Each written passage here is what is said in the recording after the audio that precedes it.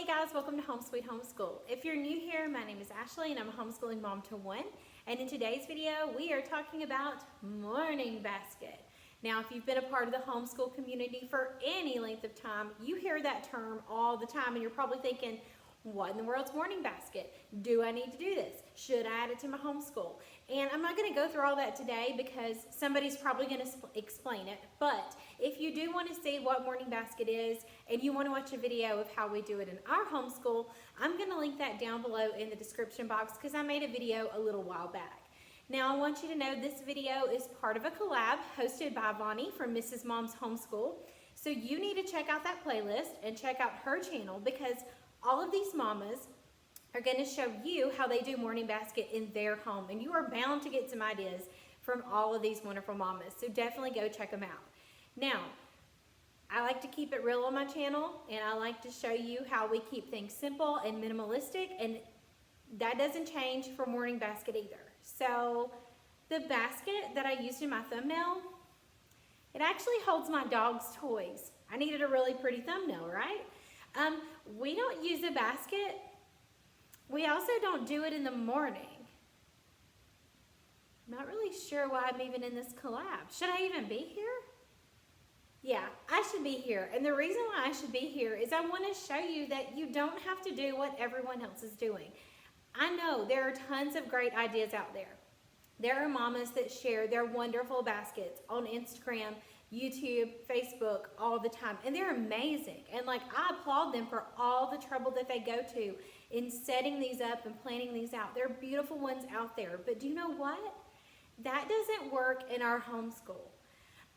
Just from experience, we tried having things in a basket and it didn't work for us.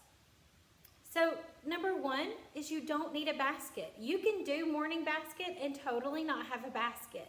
We actually keep our books on a rolling cart, and I'll have a homeschool room tour coming out soon, and you'll see what cart I'm talking about. So you don't need a basket. If you want one, go get one, but you don't have to have one.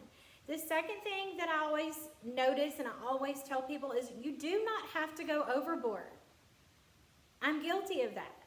I really wanted to try a looping schedule, so I just threw lots of things in our morning basket, and we dreaded morning basket and we dreaded looping, and it was miserable. So just from experience, don't get carried away because it's very easy to get carried away. To look at all those wonderful pictures of these ocean themed baskets and these superhero baskets. It's easy to get carried away and spend a lot of money, and you don't have to do that. If you want to, go for it. If you want to see some really, really, really good morning baskets, the first place I ever saw them was Jessica from the Waldock Way. Hers are amazing, but that just doesn't work for us. So just tips from me, from somebody who has experienced morning basket. You don't need a basket and don't go overboard. Oh, and it's more than 2 tips. You don't have to do it in the morning. I've gotten to where I just call ours a whenever basket when I'm talking about it with other people because we really do it whenever we get around to it. It could be after independent work. It could be after we're all done with our day and we've been swimming. We've even done it at nighttime before bed. So you can be flexible with it. It doesn't have to be done in the morning, so don't stress about adding something else to your morning time. Do it when it works for you. Now, I want to share with you what we're using for the first 6 weeks. So if you followed any of my videos or if you're new here, we do our school year in 6-week terms, and then we take the 7th week off. And so morning basket just goes with that. I plan a book for 6 weeks, and that's what we work on.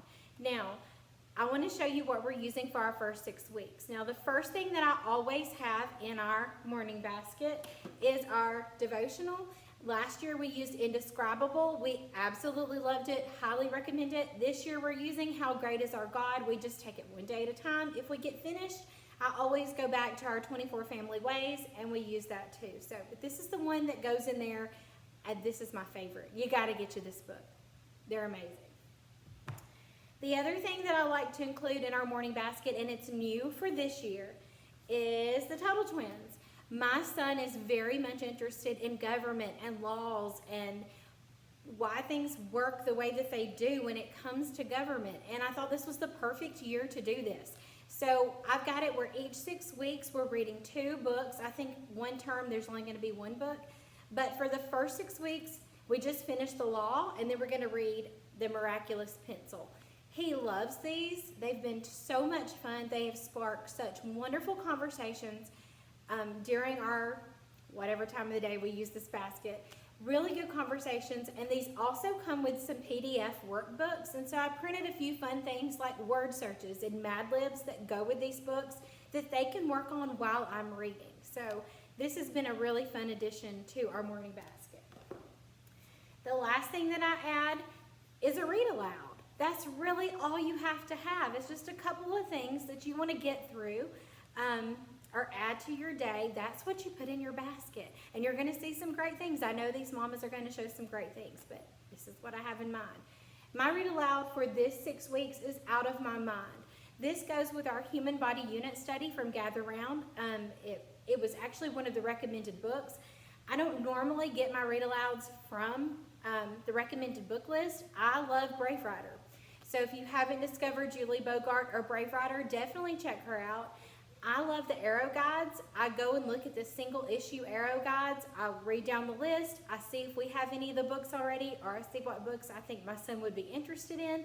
I go purchase the book, usually at a used bookstore or on Amazon, and then I buy the arrow guide to go with it. If you don't know what I'm talking about, I do have a couple of videos that show you how I use an arrow guide. It's a very natural way to add in some more language arts to your day using literature. And so it's a wonderful program, and I'd love for you to check it out. So this is what we're reading. So as you can see, I only have 3 elements to my morning basket. Last year I did add a very short game, like a logic game, and I'm not even doing that this year. We just don't need it. On this channel, I'm all about keeping it simple, and we always go with a less is more approach. I find that my son learns so much more if I just keep it simple. So I hope you've learned something from me today. I hope it has helped somebody or just relieve some stress from you. If you're thinking this is another thing you have to add to your homeschool, you certainly do not have to, but it is a nice little part. If you're going to do a read aloud, you're going to do a devotion, you can call it morning basket, nighttime basket, whenever basket, whatever works for you. I hope that it has helped somebody. If you have any questions about any of the things that are in my morning basket, please let me know in the comments below. Be sure to check out my videos in the description box to see a better idea of what morning basket is and what it looks like in our house. And I want to thank Vonnie again for hosting this collab. Check out that playlist. And as always, thank you so much for watching.